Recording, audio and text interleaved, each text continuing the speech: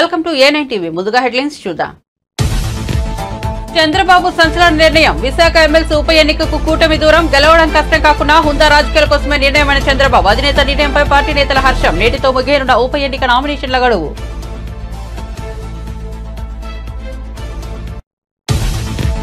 పలావ్ లేదు, బిర్యానీ లేదు, చంద్రబాబు మోసం ప్రజలకు అర్థమవుతోందన్న జగన్. హామీలు అమలు చేయకుండా చంద్రబాబు ప్రజలను మోసం చేస్తున్నాడన్న జగన్. గతంలో తాము ఇచ్చిన పథకాలను కూడా అమలు చేయడం లేదని ఆరోపణ. చంద్రబాబు మోసాన్ని చూస్తున్న ప్రజల్లో ఆగ్రహం రగులుకుంటోందని వ్యాఖ్యలు. హరీష్ రావు వ్యాఖ్యలు బాధించాయని కన్నీటి భరింతమైన మంత్రి తుమ్మల నాగేశ్వరరావు. తాను ఎప్పుడూ క్రెడిట్ కోసం పాకులాడేదేనన్న తుమ్మల నాగేశ్వరరావు. ప్రచారం కోసమే బటన్ నొక్కే పనులు చేయలేదని వ్యాఖ్య. అవమానించిన వారికి కూడా నేనేంటో తెలుసునన్న తుమ్మల. ప్రపంచ అంతరిక్ష ఉత్సవాల్లో పాల్గొన్న AP deputy CM Pawan. ISRO సైంటిస్టులు మన దేశానికి నిజమైన హీరోలు. చంద్రయాన్ 3 విజయంతో ప్రపంచానికి భారత్ సత్తా ఏంటో తెలిసిందన్న పవన్.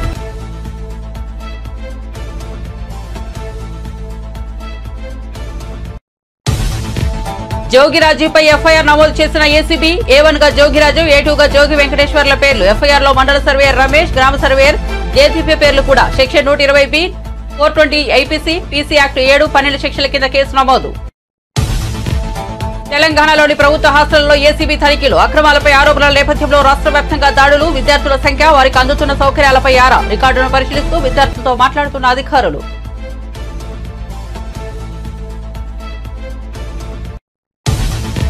ఎలక్షన్ సమయంలో వైఎస్ఆర్సీపీ నేతలు టచ్లకు వచ్చారన్న హోంమంత్రి. విలువలకు గౌరవం ఇస్తూ ఎన్నికల నుండి దూరంగా ఉన్నామని అనిత వివరణ. అధికారంలో ఉన్నప్పుడు క్యాంపు పెట్టగలమని హోంమంత్రి అనిత స్పష్టం.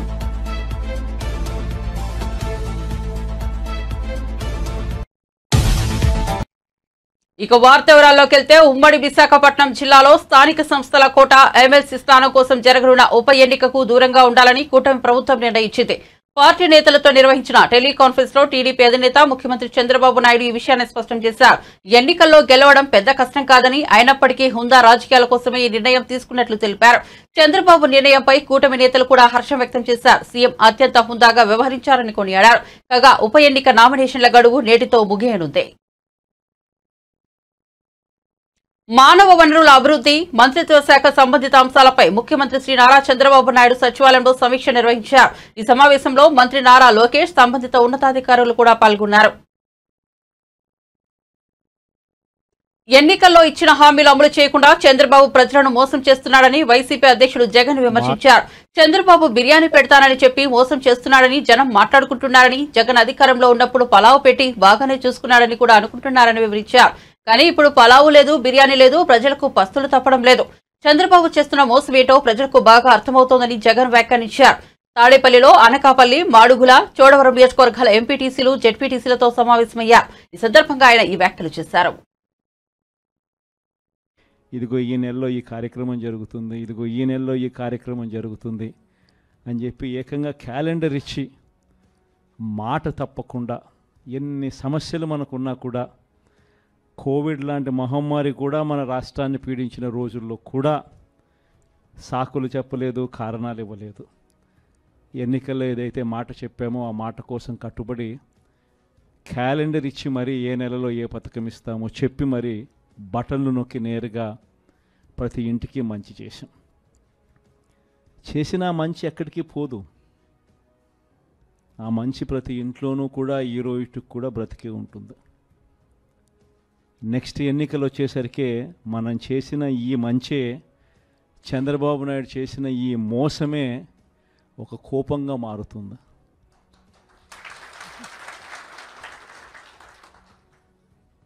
ఎందుకనంటే చంద్రబాబు నాయుడు గారి క్యాంపెయిన్ కూడా మనం చూసాం.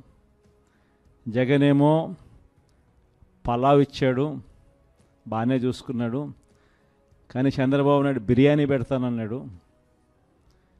తీరా చూసేసరికి పలావు పోయింది, బిర్యానీ పోయింది, పస్తు పండుకోవాల్సిన పరిస్థితిలో ఈ పొద్దు మేము ఉన్నాము అని చెప్పి ప్రజలందరూ కూడా అనుకుంటా ఉన్న పరిస్థితిలో ఈరోజు రాష్ట్రాన్ని చూస్తూ ఉన్నాం. ఈరోజు వైఎస్ఆర్ కాంగ్రెస్ పార్టీయే, మన పార్టీయే అధికారంలో ఉంటే ఈ పార్టీకే మీ జగన్ రైతులందరికీ రైతు భరోసా ఇచ్చేసిండు. ఇప్పటికే రైతు భరోసా సొమ్ముతో వ్యవసాయంలో రైతులందరూ కూడా చక్కగా వ్యవసాయం చేసుకుంటూ కనిపించుండేవారు. వైఎస్ఆర్ కాంగ్రెస్ పార్టీయే ఉండింటే, మీ జగనే ముఖ్యమంత్రిగా ఉంటే ఈ పాటికే బడులకు పోతా ఉన్న పిల్లలందరూ కూడా సంతోషంగా బడులకు పోతా ఉందరు. వాళ్ళ అమ్మలందరికీ కూడా ఈ పాటికి అమ్మఒడి పథకం కూడా ఈ పాటికి అంది వాళ్ళందరూ కూడా సంతోషంగా ఉండుండేవాళ్ళు. ఈ పాటికి అక్క చెల్లెమ్మల ముఖంలో చిరునవ్వు కనిపిస్తూ సున్నా వడ్డీకి సంబంధించిన సొమ్ము కూడా ఆ పొదుపు సంఘాల అక్క చెల్లెమ్మలకు అందరికీ కూడా సున్నా వడ్డీకి సంబంధించిన డబ్బులు కూడా వాళ్ళందరికీ కూడా ఏప్రిల్లోనే మామూలుగా ఇస్తూ ఉంటుంది. ఎన్నికలు కాబట్టి, కోడ్ కాబట్టి ఒక రవ్వ అటు ఇటుగా పోయినా కూడా మనం వచ్చిన వెంటనే ఈ పార్టీకే మీ జగనే ఉంటే ఆ సొమ్ములు కూడా వచ్చి ఉండేటివి.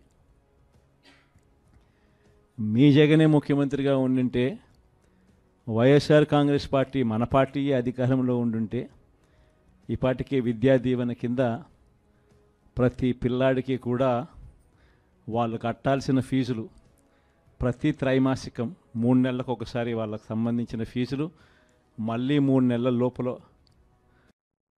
నెల్లూరు జిల్లాలోని శ్రీహరికోటలోని సతీష్ ధావన్ అంతరిక్ష కేంద్రంలో జరిగిన ప్రపంచ అంతరిక్ష ఉత్సవాల్లో ఆంధ్రప్రదేశ్ రాష్ట్ర ఉప ముఖ్యమంత్రి పవన్ కళ్యాణ్ పాల్గొన్నారు. ఈ సందర్భంగా ఆయన మాట్లాడుతూ, నేను శాస్త్రవేత్తను కాదు, కానీ నన్ను ఈ కార్యక్రమానికి ఆహ్వానించారు. నాకు ఆశ్చర్యం కలిగిందని చెప్పుకొచ్చారు. నా జీవితంలో ఏది కోరుకున్నా జరుగుతుందనేది నిరూపితమైంది. చిన్నప్పటి నుంచి శ్రీహరికోటకు రావాలని అనుకునేవాడిని. అది ఇప్పుడు నెరవేరింది. నేను నెల్లూరులో చదువుకున్న అప్పట్లో ఆర్యభట్ట ఉపగ్రహాన్ని ప్రయోగించారు. దీనిపై పిల్లల్లో శాస్త్రీయంగా ఎంతో ఆసక్తి ఉండేది. నేను ఎక్కువగా అంతరిక్షం గురించి మా టీచర్లను అడిగేవాడిని. దీంతో నన్ను ఆర్యభట్ట సైన్స్ క్లబ్ కు అధ్యక్షుడిని చేశారని పవన్ చెప్పుకొచ్చారు. ఎన్నో ఇబ్బందులు పడి ఆర్యభట్ట మోడల్ను రూపొందించాం. శాస్త్రవేత్తలు మనిషి రూపంలో ఉన్న దేవుళ్లు, కానీ సైన్స్ అండ్ టెక్నాలజీ బడ్జెట్ తక్కువగా ఉంది.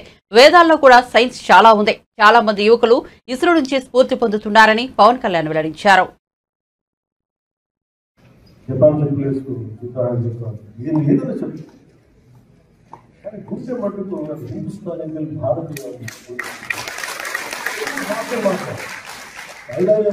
తమిళ్లో మాట్లాడలేదు, తమిళ్లో మాట్లాడతా, తమిళ్ తెలియదు, ఎప్పుడు చాలా ఎప్పుడు తమిళనాడు పాటించడం జరిగే తమిళ్లో మాట్లాడలేదు.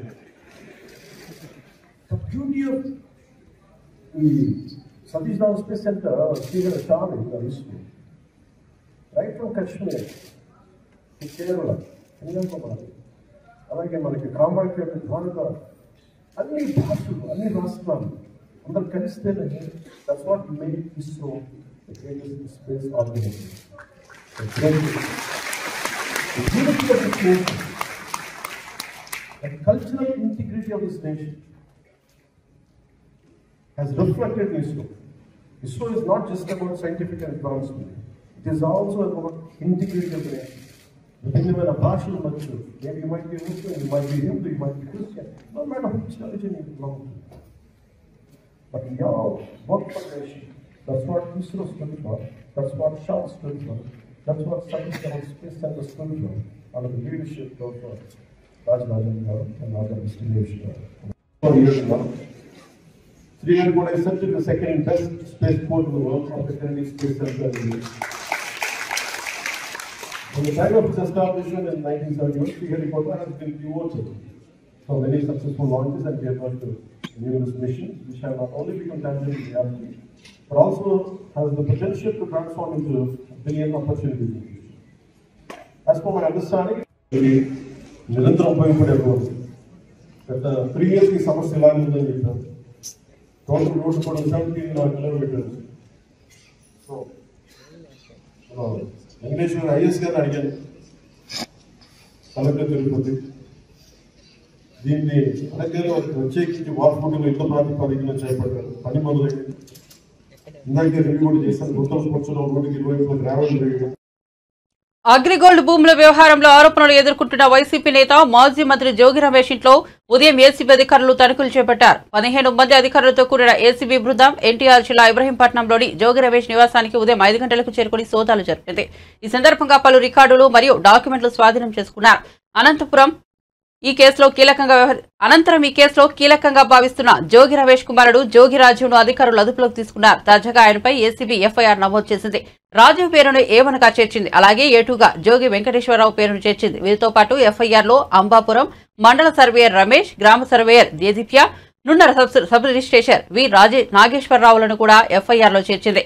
Section 120B 420 IPC, PC act 7, 12 శిక్షల కింద, అలాగే AP land grabbing act section 4 ప్రకారం కేసు నమోదు చేశారు. ఎలక్షన్ అనగానే చాలా మంది వైఎస్ఆర్సీపీ నేతలు తమకు టచ్లోకి వచ్చినట్లు హోంమంత్రి అనిత తెలిపారు. తాము అధికార పార్టీలో ఉంటామని, క్యాంపు పెట్టాలనుకుంటే పెట్టగలమని చెప్పారు. విశాఖ ఎమ్మెల్సీ ఎన్నికల్లో పోటీ చేయాలని అనుకుంటే మంచి మెజార్టీతో తాము గెలవమని ధీమా వ్యక్తం చేశారు. కానీ విలువలకు గౌరవం ఇచ్చి తాము ఈ ఎన్నికకు దూరమని ఉన్నామని అనిత స్పష్టం చేశారు. తాము ప్రతిపక్షంలో ఉన్నప్పుడు వైఎస్ఆర్సీపీ నేతలు శాసనమండలిని రద్దు చేస్తున్నామని, ఇలాంటి వారు ఇప్పుడు ఎలా నామినేషన్ వేశారని అనిత మండిపడ్డారు. కానీ మొన్న పదం కాదు, గెలిచి చూపించాం ఆల్రెడీ. వాళ్ళ అధికారంలో 151 ప్లస్ మా నలుగురిని తీసుకున్న తర్వాత కూడా ఇంకా సంవత్సరం ఉండగానే 3 ఎమ్మెల్యేలు గెలిచాం. మామూలుగా కాదు, మంచి మెజార్టీతో, 3 ఎమ్మెల్సీలు గెలిచాం. 3 ఎమ్మెల్సీలు మంచి మెజార్టీతో గెలిచాం. 3 ఎమ్మెల్సీలను ఈరోజు మేము పోటీ పెట్టాలి అనుకుంటే 5 నిమిషాలు గెలవటానికి. కానీ విలువలని రక్షించాలి, నైతికతను పాటించాలి ఉద్దేశంతో ఈరోజు మేము డ్రాప్ అవుతున్నాం. ఇంకొకటి కూడా దయచేసి కోరుకుంటున్నా, సందర్భం కాకపోయినా చెప్పాలి. ఎందుకంటే ఎమ్మెల్సీలు అనేసరికి పెద్దల సభ, గౌరవ సభ. అలాంటి పెద్దల సభకి పెద్ద మనసు ఉన్న వాళ్ళు, అదేవిధంగా కొంచెం వ్యక్తిత్వం ఉన్న వాళ్ళని పంపించాలి. ఒకరిని డ్రైవర్ని చంపినోడు ఒకడు ఎమ్మెల్సీ అనంతబాబు అని నిన్న మొన్న ఎపిసోడ్లు చూస్తున్నాం. ఇంకో ఎమ్మెల్సీ పరిస్థితి, శ్రీకాకుళం ఎమ్మెల్సీ పరిస్థితి. అంటే ఇలాంటి వాళ్ళందరినీ కూడా ఆ సభలకి పంపించి, పెద్దల సభకు పంపించి, పెద్దల సభ తాలూకా గౌరవాన్ని కూడా కించపరిచే విధంగా చేస్తున్న జగన్మోహన్ రెడ్డికి ఒక్కసారి ఆలోచించుకోవాల్సిందిగా ఒకసారి మేమందరం కూడా కోరుకుంటున్నాం.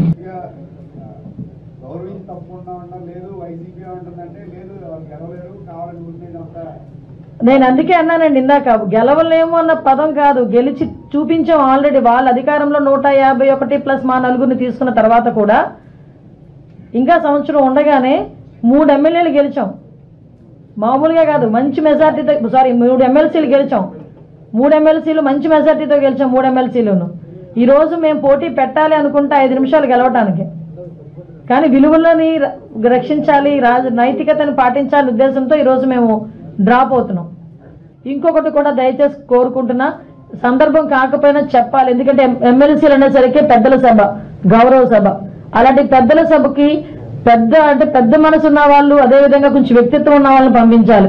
ఒకరిని డ్రైవర్ని చంపినోడు ఒకడు ఎమ్మెల్సీ అనంతబాబు అని నిన్న మొన్న ఎపిసోడ్లు చూస్తున్నాం. ఇంకో ఎమ్మెల్సీ పరిస్థితి, శ్రీకాకుళం ఎమ్మెల్సీ పరిస్థితి.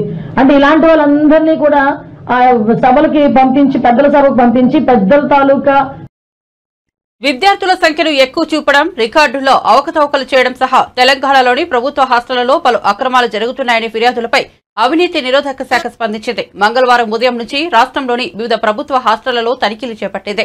తెల్లవారుజామునే హాస్టళ్లకు చేరుకుని విద్యార్థుల సంఖ్య, వారికి అందుతున్న సౌకర్యాలను ఏసీబీ అధికారులు పరిశీలిస్తున్నారు. విద్యార్థులకు అందిస్తున్న ఆహారం నాణ్యతను పరీక్షించారు.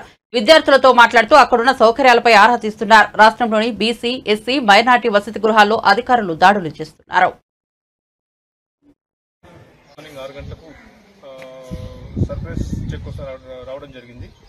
మహబూబ్ నగర్ ఏసీబీ డీఎస్పీ అని నేను మరియు ఇన్స్పెక్టర్ లీగల్ మెట్రాలజీ, తర్వాత ఫుడ్ సేఫ్టీ ఆఫీసర్స్, తర్వాత శానిటరీ ఆఫీసర్స్, తర్వాత ఆడిట్ సంబంధించిన ఆఫీసర్స్ అందరం వచ్చి కూడా ఈ లోపల తనిఖీ చేయడం జరిగింది. అంటే ముఖ్యంగా హాస్టల్లో విద్యార్థులకు సరైన పౌష్టికాహారం సరిగా ఇవ్వట్లేదని, ఆ తర్వాత బిల్లుల విషయంలో కొన్ని అక్రమాలు జరుగుతున్నాయని సమాచారం మేరకు సోదాకు రావడం జరిగింది. వచ్చి అందరం కలిసి, అందరు అధికారులతో కలిసి పరిశీలిస్తే లోపల రైస్ కానీ, పప్పులు కానీ అన్ని నాసిరకంగా ఉండి పూర్తిగా వంటకు సరిగా ఉపయోగకరంగా లేని పరిస్థితుల్లో ఉన్నాయి. మెనూ ప్రకారం కూడా వారు సరిగా భోజనం పెట్టడం లేదు. అలాగే వాష్రూమ్స్ అన్ని డోర్స్ లేకుండా, క్లీనింగ్ లేకుండా చాలా డర్టీగా ఉన్నాయి. అదే పరిసరాలు కూడా ఏం బాగా లేకుండే. వెంటనే వచ్చి హాస్టల్ వెల్ఫేర్ ఆఫీసర్ వార్డెన్ కోసం ఆరాధిస్తే అతను మార్నింగ్ ఆబ్సెంట్ ఉండే లేడు.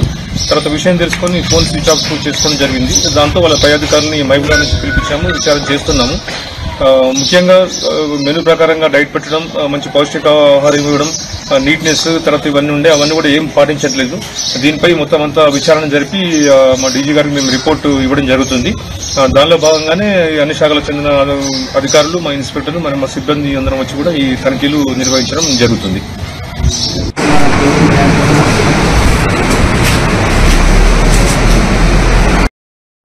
మనస్తాపంతో విద్యార్థి బలవన్మరణానికి పాల్పడిన విషాద ఘటన నెల్లూరు పట్టణంలో చోటు చేసుకుంది.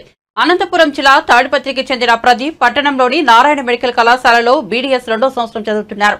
ఈ క్రమంలోనే కొన్నాళ్ల నుంచి ప్రదీప్ ను రాహుల్ అనే ఎంబీబీఎస్ విద్యార్థి లైంగిక వేధింపులకు గురి చేస్తున్నాడు. దీంతో తీవ్ర మనస్తాపానికి గురైన ప్రదీప్ రాహుల్ వల్లే తాను ఆత్మహత్యకు పాల్పడుతున్నానని చెప్పి సోమవారం రాత్రి సోదరుడికి మెసేజ్ పెట్టి కళాశాల బిల్డింగ్ పై నుంచి దూకి ఆత్మహత్యకు పాల్పడ్డాడు.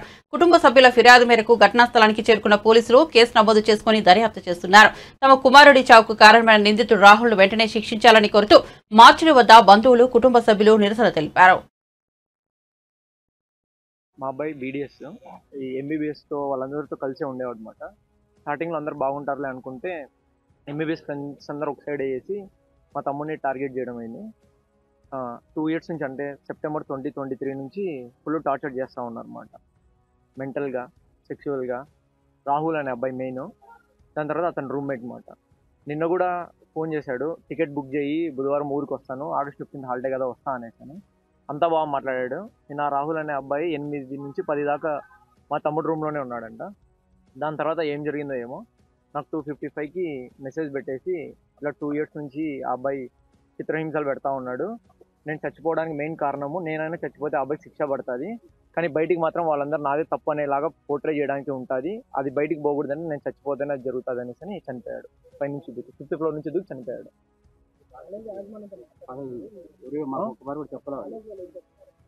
కాలేజ్ వాళ్ళు ఇంకా ఏం చెప్పలేదు అసలు. వాళ్ళు కూడా ఏ పేరెంట్స్కి కాల్ చేయలేదు. నాకు మా తమ్ముడు 2:55కి మెసేజ్ పెట్టాడు. నాకు వేరే ఒక మిస్డ్ కాల్ వస్తే ఆ టైంలో నిద్రపోతూ ఉంటాం కదా, లేచి చూసాను అనమాట. అప్పుడు నేను ఇంటిమేట్ చేశాను మా ఫ్యామిలీకి, అదే అక్కడ నెల్లూరులో ఉండే వాళ్ళకి. వాళ్ళు వెళ్ళిన తర్వాత వాళ్ళు వెళ్ళారు. అది కాక అబ్బాయి పడిన 1/2 hourకి అంబులెన్స్ వచ్చింది అనమాట. లేదంటే ముందే వచ్చింటే బతికిండే ఎవరికేం తెలుసు, మనం చెప్పలేము కదా. వాళ్ళ ఫ్రెండ్స్ అందరూ ఏమంటారు, మా దగ్గరకు వచ్చేసి మీ అబ్బాయి అదే మా తమ్ముడు చాలా సెన్సిటివ్ అన్న, ఎవరితో మాట్లాడు, ఈ అబ్బాయి మొత్తం అంతా ఎట్లా పడితే అట్లా చేస్తాడనేసి మొత్తం చెప్పారన్నమాట. కానీ పైకి వెళ్ళిన వెంటనే ఇప్పుడు చచ్చిపోయిన అబ్బాయితో ఎవరికి అవసరం లేదు కదా, బతుకున్నోడితోనే ఏదో ఒక పని ఉంటుంది అనేసి అని అందరూ ఒక మాట అనుకునేసి చేస్తూ ఉన్నారు అన్నమాట. మెయిన్ ఆ అబ్బాయే కారణము, సెక్సువల్ హరాస్మెంట్. అది రూమ్ లో కూడా రాశాడనమాట. నేను నాది సూసైడ్ కాదు, నాది మర్డరర్ వచ్చేసి రాహుల్ అనేసి. లెటర్లు ఏం రాలేదు, నాకే మెసేజ్ పెట్టాడు, సొంతానికి మెసేజ్ పెట్టాడు, గోడ పైన రాశాడు. గోడ పైన రాసింది చూపిస్తాను. మాజీ మంత్రి బీఆర్ఎస్ ఎమ్మెల్యే హరీష్ రావు వ్యాఖ్యలు తనను బాధించాయని మంత్రి తుమ్మల నాగేశ్వరరావు అన్నారు. తాను ప్రచారం కోసమే బటన్ నొక్కే పనులు ఎప్పుడూ చేయలేదన్నారు. ఎప్పుడూ క్రెడిట్ కోసం పాకులాడే వ్యక్తిని కాదన్నారు. ఎకరం పొలం కూడా తనకు సీతారామ ప్రాజెక్టు కింద లేదన్నారు. హరీష్ రావు అంటే తనకు ఇష్టమని, ఆయన మాట్లాడే సబ్జెక్ట్, ఆయనకు ఉన్న అవగాహన తనకు ఎంతో నచ్చుతాయని వ్యాఖ్యానించారు. కానీ అలాంటి హరీష్ రావు తన పట్ల ఇలాంటి వ్యాఖ్యలు చేయడం సరికాదన్నారు. సీతారామ ప్రాజెక్టు కనుక కేసీఆర్ది అయితే కొంతమంది మంత్రులు తమ ఖాతాలో వేసుకోవడానికి పోటీ పడుతున్నారని హరీష్ రావు విమర్శించారు. ఫ్లెక్సీల నాయకులని ఎద్దేవా చేశారు. ఈ వ్యాఖ్యలపై మంత్రి స్పందించారు. ఖమ్మం క్యాంపస్ కార్యాలయంలో ఆయన మాట్లాడుతూ తాము తప్పు చేసి ఉంటే ప్రజలే బుద్ధి చెబుతారని హరీష్ రావుకు కౌంటర్ ఇచ్చారు. తనను అవమానించిన వారికి తానేంటో తెలుసునని ఒకంత కన్నీటి పర్యంతమయ్యారు. ఈ జిల్లా వాడుకోలేకపోతా ఉంది. కొన్ని వేల టీఎంసీ నీళ్లు మన పక్క నుంచే పోయినా కూడా ఖమ్మం జిల్లా భూభాగాన్ని తాకట్లేదు. కాబట్టి నాకు అవకాశం వచ్చినప్పుడల్లా నేనున్నటువంటి ప్రభుత్వంలో ఆనాటి ముఖ్యమంత్రుల్ని నాకు వీలైన కాడికి వాళ్ళతోటి ఒప్పించి దుమ్మగూడెం ప్రాజెక్టు దగ్గర మనకి లిఫ్ట్ చేసుకునే అవకాశం ఉందని చెప్పి ఆనాడు 97, 96 ఇరిగేషన్ మినిస్టర్గా దుమ్మగూడెం ప్రాజెక్టుని ప్రతిపాదించాను. కానీ ఆనాటి ఉన్నటువంటి బడ్జెట్ రిస్టెన్స్ వల్ల దేవాదులు తీసుకోవాల్సి వచ్చింది. దాని తర్వాత రాజశేఖర రెడ్డి గారి ఆధ్వర్యంలో ఆ దుమ్మగూడాన్ని ఇందిరాసాగర్, రాజీవ్ సాగర్ గా 2 భాగాలుగా విభజించడం జరిగింది. ఆనాటి ఆయన గారు దురదృష్టవశాత్తు మరణించటం, ఆ ప్రాజెక్టుకి తిలోదకాలు రావడం జరిగింది. తెలంగాణ ఉద్యమం వచ్చింది. ఆ ఉద్యమ ఫలితంగా టీఆర్ఎస్ ప్రభుత్వం అధికారంలోకి వచ్చింది. ఆ ప్రభుత్వం కూడా నన్ను ఆహ్వానించింది. ఆహ్వానించినప్పుడు కూడా నేను చెప్పాను, నాకు రాజకీయ కోరిక గోదావరి జలాలు, మీరు ఆ ప్రాజెక్టు నిర్మాణానికి అవకాశం ఇస్తానంటే ఇష్టం లేకపోయినా వస్తానని చెప్పాను. ఆహ్వానం మేరకు ఆయన గారు కూడా శాంక్షన్ చేశారు. ఆయన గారితోటే శంకుస్థాపన చేయించాను. పనులు మొదలుపెట్టాం. 4-5 సంవత్సరాలు పనులు జరిగినాయి. రెండోసారి అధికారంలోకి వచ్చిన తర్వాత కేవలం పంప్ హౌస్లకు మాత్రమే పరిమితమైంది. మళ్ళీ నాకు రాహుల్ గాంధీ గారి పిలుపు మేరకి నేను ఈ ప్రభుత్వంలో కూడా భాగస్వామిని అయ్యే అవకాశం వచ్చింది. ఆ రోజు కూడా భద్రాద్రి వచ్చినప్పుడు ముఖ్యమంత్రి గారికి, ఇరిగేషన్ మంత్రి గారికి చెప్పాను, సార్ ఇది ఇప్పటికే 8,000 కోట్లు చిల్లర ఖర్చు పెట్టారు, దీన్ని ఏదో రకంగా ఉపయోగంలోకి తీసుకురావాలి. ఇప్పుడున్నటువంటి సిస్టాన్ని మొత్తాన్ని కంప్లీట్ చేయాలంటే మొట్టమొదటిగా జూలూరుపాటు టన్నెల్ని పూర్తి చేయాలి. అది ఇంకా నిర్ణయం చేయలేదు కాబట్టి మీరు ఎమ్మటే దానికి ఉపక్రమించండి అని చెప్పి ఇరిగేషన్ మంత్రిని, ముఖ్యమంత్రి గారిని అడిగాను. వాళ్ళు ఈ సంవత్సరం మొదలు పెడదామని చెప్పారు. అదే రకంగా యాతాలకుంట టన్నెల్ పూర్తయితేనే సత్తుపల్లి ట్రంక్కి నీళ్లు వెళ్తాయి. అది కూడా నేను ఈ ప్రభుత్వంలోకి వచ్చాక మొట్టమొదటి రోజునే మంత్రి అయ్యి జిల్లాకు వచ్చిన మొదటి రోజునే అధికారులను పిలిపించి సత్తుపల్లి టన్నెల్కి పనులు ప్రారంభించాను. అనాలోచితంగా నేను అభిమానించేటటువంటి వ్యక్తులు కూడా ఈ రోజు పేపర్లో వచ్చినటువంటి మిత్రులు, మాజీ ఇరిగేషన్ మంత్రులు, మాజీ ఆర్థిక మంత్రి ఆయన గారు కూడా ఈ ఆయన మాట్లాడిన తీరు ఇప్పుడు పూర్తయింది కేవలం పంప్ హౌస్లు 3 మాత్రమే. టన్నెల్స్ పూర్తి కాకుండా, ఈ 155 స్ట్రక్చర్లు పూర్తి కాకుండా, ఫీల్డ్ ఛానల్స్ లేకుండా, డిస్ట్రిబ్యూటరీస్ లేకుండా 1 ఎకరానికి కూడా నీళ్లు రావాలంటే ఇంకొక 5 సంవత్సరాలు కావాలి, ఇంకొక 10,000 కోట్లు కావాలి. అప్పుడు దాకా వేచి ఉండకూడదనే ఉద్దేశంతో ఈనాటి ప్రభుత్వంలో ముఖ్యమంత్రిని ఒప్పించి, ఇరిగేషన్ మంత్రిని ఒప్పించి 2 సార్లు పిలిపించి ఈ పథకం తీసుకున్నా తప్ప నేను బటన్ నొక్కటానికి కాదు. నా జీవిత కోరిక కాబట్టి ఆ ప్రాజెక్టులో అడ్వైజర్ అయిన పెంటారెడ్డి గారు ఆయనతోటి నొక్కించి అక్కడ ప్రజాప్రతినిధులతోటి కొబ్బరికాయ కొట్టించా. నేను ప్రేక్షకుడికి మాదిరిగా నుంచున్నా. రాష్ట్ర మంత్రిగా ఉండి కూడా ఆ నీళ్లు చూడాలనే తాపత్రయంతో వెళ్ళా తప్ప నేను ప్రచారం కోసమో క్రెడిట్ కోసమో ఈ ప్రాజెక్టుల నిర్మాణం చేయలేదు. మీకు అంత కోరికుంటే మరి 5 ఏళ్లలో మీరే నీళ్లు చల్లుకుని ఎవళ్ళు అభ్యంతరం పెట్టకపోదురు. 5 సంవత్సరాలు దీని మీద దృష్టి పెట్టలేదు. దానివల్ల ఫారెస్ట్ క్లియరెన్స్ లేదు, టన్నెల్స్ లేవు, స్ట్రక్చర్స్ లేవు. 8 తన కొడుకు అరెస్టుపై జోగి రమేష్ సంచలన వ్యాఖ్యలు చేశారు. జోగి రమేష్ తనయుడు జోగిరాజును అరెస్ట్ చేశారు ఏసీబీ అధికారులు. అయితే జోగి రమేష్ తనయుడు జోగిరాజును అరెస్ట్ చేసి గొల్లపూడి ఏసీబీ ఆఫీస్ కు తరలించారు అధికారులు. దీంతో కొడుకు వెనక ఏసీబీ ఆఫీస్ కి వెళ్లారు తండ్రి జోగి రమేష్. ఈ సందర్భంగా జోగి రమేష్ మాట్లాడుతూ ఏమీ తెలియని తన కుమారుని అరెస్ట్ చేసి జైల్లో పెట్టాలనుకుంటున్నారని ఆగ్రహించారు. అంచెలంచెలుగా ఎదిగాడు, ఒక బలహీన వర్గాల వాడు, ఒక గౌడ కులస్తుడు. ఎదిగితే హర్షించాల్సింది పోయి మీరు మా మీద కక్ష కట్టి మమ్మల్ని జైలు పాలు చేస్తే మీరు ఆనందం పొందుతారు. ఏంటి దుర్మార్గం? నిజంగా తప్పు చేసుంటే, నిజంగా మా కుమారుడు తప్పు చేసుంటే శిక్షించిన అదొక అందం.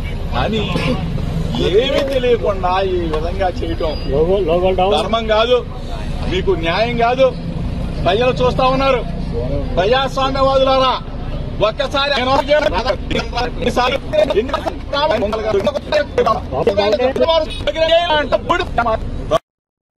హైదరాబాద్ నందగిరి హిల్స్ పార్కు ఘటనపై అధికారులకు ప్రివిలేజ్ నోటీసులు ఇస్తామని ఖైరతాబాద్ ఎమ్మెల్యే దానం నాగేందర్ వెల్లడించారు. ప్రజా సమస్యలు పరిష్కరించడం తన బాధ్యతని, తనను అడ్డుకునే హక్కు ఏ అధికారికి లేదని వివరించారు. కేసులు తనకేమీ కొత్త కాదని, తనపై జీహెచ్ఎంసీ పెట్టిన కేసుపై భయపడేది లేదని దానం నాగేందర్ అన్నారు. నాలా, ప్రభుత్వ స్థలాలు, పార్కులు కబ్జాకుంటే చర్యలు చేపట్టాలే తప్ప దళితుల గుడిసెలు తొలగించడం సరికాదని వివరించారు. త్వరలోనే ఈ విషయాన్ని సీఎం రేవంత్ రెడ్డి దృష్టికి తీసుకెళ్తానని వివరించారు. నేనేం చెప్పినా ప్రజల యొక్క వారికి రాకపోకలు ఇబ్బందులు అవుతున్నాయి. మనం అలా ట్రైబల్స్ని మనము అంటరాని వానిగా చూడొద్దు అని చెప్పి నేను మెసేజ్ కూడా పంపించాను. దానికి నాకు రిప్లై రాలేదు. అయితే ఒక ఎమ్మెల్యేగా అది నా రైట్, అది నా ఫండమెంటల్ రైట్. అది నేను పోతాను, ప్రజలు ఎక్కడ సమస్య ఉన్నా పోతాను. ఇలా కాదు ఇంకా 100 కేసులు పెట్టినా నేను పోతాను. వీళ్ళ మీద, అధికారుల మీద నేను ప్రివిలేజ్ మోషన్ ఇస్తున్నా. ఎందుకంటే నా నియోజకవర్గానికి పోవద్దని చెప్పడానికి వాళ్ళు ఎవరు? వాళ్ళకి ఏం అధికారం ఉంది? కాబట్టి నేను ప్రివిలేజ్ మోషన్ కూడా ఇవ్వబోతున్నా వాళ్ళ మీద. ఎందుకంటే ఇలాగా హద్దు మీరి ప్రవర్తిస్తూ ఉన్నారు. హద్దు ఎంత ఉందో అంత పని చేసుకుంటే వాళ్ళకు మంచిది, మాకు మంచిది. అధికారులు ఏదైతే డిపార్ట్మెంట్ వరంగా అది ఉంటే అక్కడ మీరు ఎవరిని ఇన్వాల్వ్ చేయలేదు. ప్రధానంగా జీహెచ్ఎంసీ ఇన్వాల్వ్ చేసేది ఉండే. ఈవీడీ ఏమంటే నీకు జీపీఏ ఇవ్వలేదు, ముఖ్యమంత్రి గారు రైట్ తీసుకొని మొత్తం హైదరాబాద్లో నీ ఇష్టం వచ్చినట్టు చేసుకోమని చెప్పలే. పార్క్ ఉంటే పార్క్ వాళ్ళని వీళ్ళు డిపార్ట్మెంట్ ఉంది, డిపార్ట్మెంట్ పిలిచి మీరు ఎందుకు ఇన్ని రోజుల నుంచి మీరు ఎందుకు తీసుకోలేదు అని వాళ్ళ మీద యాక్షన్ తీసుకోండి. ముందుగాల ఈ పార్క్ ల్యాండ్ ఎందుకు ఇట్లా వదిలేసిరని వాళ్ళని అడగాలి ముందుగాల. అవన్నీ ఏమి చేయలేదు. ఎవరో చెప్పిరంట, చెప్తే వాళ్ళు ఎవర్రా అని చెప్తే ఇక వాళ్ళ పేర్లు చెప్పాలంటే తర్వాత చెప్తా. ఎక్కడ చెప్పాలనో నేను ప్రివిలేజ్ మోషన్ నోటీస్ ఇస్తున్నా. కాబట్టి ప్రివిలేజ్ మోషన్ ఇచ్చినప్పుడు ఏ డిపార్ట్మెంట్ వాళ్ళు సోమోటోగా కేసు పెట్టించారో దాని మీద నేను మాట్లాడతాను. నేను ఆల్రెడీ ముఖ్యమంత్రి గారి ఆఫీస్కి నేను జరిగిన సంఘటన అంతా పంపించాను. తప్పకుండా దీని మీద ఎక్కడ యాక్షన్ తీసుకోవాలో అక్కడ తీసుకుంటాము. ఎందుకంటే కొంతమంది ఆఫీసర్లకు కొన్ని ఉద్యోగాలు ఇష్టం ఉండదు. ఇదంతా ఏంటంటే ఇలాంటి ఉద్యోగం ఇష్టం లేక ఇక ఇట్లాంటి పనులు చేస్తే మమ్మల్ని తీసేసి ఇంకా మంచి ఉద్యోగం ఇస్తామని ప్రయత్నం చేస్తారు. కాబట్టి ఆ ప్రయత్నంలో భాగంగా మా మీద కూడా కేసు పెట్టిర్రేమో, సంతోషమే, దాన్ని వెల్కమ్ చేస్తాం. మా మీద ఇంతకుముందు గతంలో మేము ప్రజా వ్యతిరేక విధానాలకు పోరాడినాము. అప్పుడు చేసినప్పుడు 190 కేసులు ఉండే నా మీద. ఇది కూడా ప్రజా సమస్యల మీద పోరాడుతున్నాం. ఇంకా 10 కేసులు పెట్టుకున్నా నేను భయపడను. ఇలాంటి ఆఫీసర్లు ఇంతమందిని చూసినా ఇంతమంది పోయి నా ముందుకెచ్చి నేనేం కేర్ చేసేది లేదు. ఎందుకు వచ్చామని అడిగే అధికారం వాళ్ళకి లేదు. పోయినప్పుడు నేనేమన్నా చేసి నేను ఉండి నేను ప్రోత్సహించి నేను వాళ్ళని ప్రొవోకేట్ చేస్తే తప్పకుండా నా మీద నేను వార్నింగ్ ఇచ్చి వచ్చాను. బస్తీ వాళ్ళకి మీరు పొరపాటున కూడా చేయి పెట్టొద్దు, వాళ్ళకి అధికారం లేదు, మనం చెప్తాము, ఎక్కడ చెప్పాలో అక్కడ చెప్తామని చెప్పాను. రైట్ ఫోరంలో చెప్తానని చెప్పాను. ఆపిచ్చి నేనే వచ్చాను. ఇన్స్పెక్టర్ కూడా విట్నెస్ రికార్డు కూడా చేశారు. వాళ్ళు కూడా అవన్నీ తెలుసుకోకుండా సోమోటో కింద కేసు పెట్టారు. నిర్వహణ లోపం కారణంగానే ప్రాజెక్టులకు ఇబ్బందులు తలెత్తుతున్నాయని ఏపీ మంత్రి నిమ్మల రామానాయుడు అన్నారు. గత వైఎస్ఆర్సీపీ ప్రభుత్వం ప్రాజెక్టుల నిర్వహణ కోసం నిధులు వెచ్చించలేదని విమర్శించారు. తుంగభద్ర డ్యాంను మంత్రి పయ్యావుల కేశవ్తో కలిసి ఆయన పరిశీలించారు. సాధ్యమైనంత త్వరలో స్టాప్ లాక్ గేట్ ఏర్పాటు చేస్తామని చెప్పారు.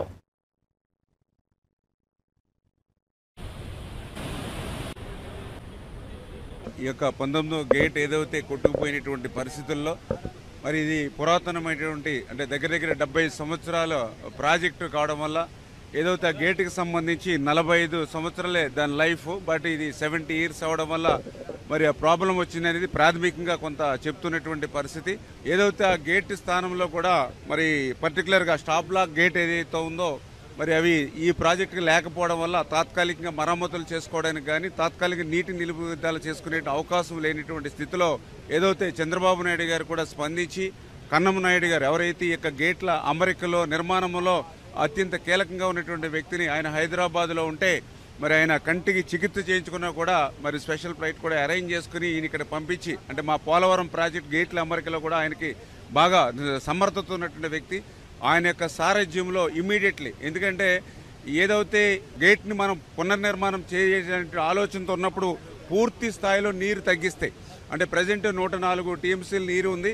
మరి కొత్త గేట్ని మళ్ళీ ఆ స్టాప్ లాక్ గేట్ని మనం ఏర్పాటు చేసుకుంటే మొత్తం నీటిని తగ్గిస్తే అది 40 టీఎంసీలకి పడిపోతే దగ్గర 60 టీఎంసీలు నీరు వృధాగా పోయేటువంటి పరిస్థితి ఉంటుంది. అట్లా కాకుండా అంత స్థాయిలో నీటిని తగ్గించకుండా మనం ఈ యొక్క స్టాప్ బ్లాక్ గేట్ని ఏర్పాటు చేసుకునేటువంటి అవకాశాలని పరిశీలించమని చెప్పేసి మేము కూడా నిపుణులు కూడా కోరడం జరుగుతోంది. ఒకసారి రివ్యూ కూడా అధికారులతో కూడా రివ్యూ చేసి దీనికి కర్ణాటక ప్రభుత్వానికి సంబంధించి కానీ సిడబ్ల్యూసీ కానీ మా ఆంధ్రప్రదేశ్ రాష్ట్ర ప్రభుత్వం నుంచి కూడా ఏదైతే డిజైనింగ్ సంబంధించినటువంటి సిఈల్ని ఎస్సీల్ని అందరినీ కూడా ఒక బృందాన్ని కూడా ఇక్కడ మేము పంపించడం జరిగింది. ఏ రకమైనటువంటి సహకారం కావాలన్నా కూడా పూర్తి స్థాయిలో అందించడానికి సిద్ధంగా ఉన్నామనేది కూడా చంద్రబాబు నాయుడు గారు కూడా ఒక మెసేజ్ని కూడా ఇవ్వడం జరిగింది. సాధ్యమైనంత వరకు తొందరలోనే ఆ యొక్క స్టాప్ బ్లాక్ గేట్ని ఏర్పాటు చేయడం ద్వారా పర్టికులర్గా ఏదైతే అనంతపురం కర్నూలు. బులెటిన్ ముగించే ముందు హెడ్లైన్స్ మరోసారి చూద్దాం. చంద్రబాబు సంచలన నిర్ణయం. విశాఖ ఎమ్మెల్సీ ఉప ఎన్నికకు కూటమి దూరం, గెలవడం కష్టం కాకుండా హుందా రాజకీయాల కోసమే నిర్ణయమన్న చంద్రబాబు. అధినేత నిర్ణయంపై పార్టీ నేతల హర్షం. నేటితో ముగియనున్న ఉప ఎన్నిక నామినేషన్ల గడువు.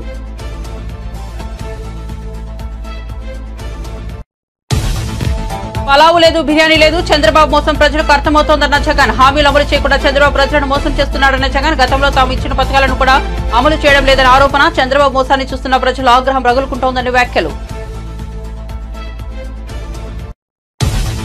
హరీష్ రావు వ్యాఖ్యలు బాధించాయన్న కన్నీటి పర్యంతమైన మంత్రి తుమ్మల నాగేశ్వరరావు. తాను ఎప్పుడూ క్రెడిట్ కోసం పాకులాడలేదన్న తుమ్మల నాగేశ్వరరావు. ప్రచారం కోసమే బటన్ నొక్కే పనులు చేయలేదని వ్యాఖ్య.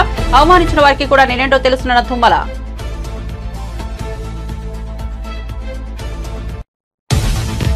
ప్రపంచ అంతరిక్ష ఉత్సవాల్లో పాల్గొన్న AP deputy CM Pawan. ISRO సైంటిస్టులు మన దేశానికి నిజమైన హీరోలు. చంద్రయాన్ 3 విజయంతో ప్రపంచానికి బాధ్యత ఏంటో తెలిసిందన్న పవన్ కళ్యాణ్.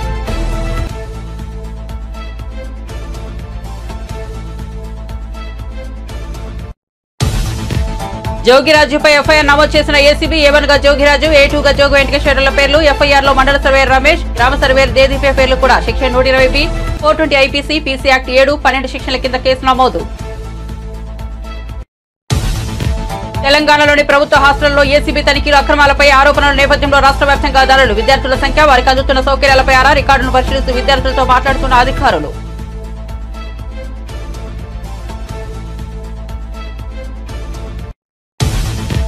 ఎలక్షన్ సమయంలో వైఎస్ఆర్సీపీ నేతల టచ్లోకి వచ్చారన్న హోంమంత్రి విలువలను గౌరవిస్తూ ఎన్నికల నుండి దూరంగా ఉన్నామని అనిత వివరణ అధికారంలో ఉన్నప్పుడు క్యాంపు పెట్టగలమని హోంమంత్రి అనిత స్పష్టం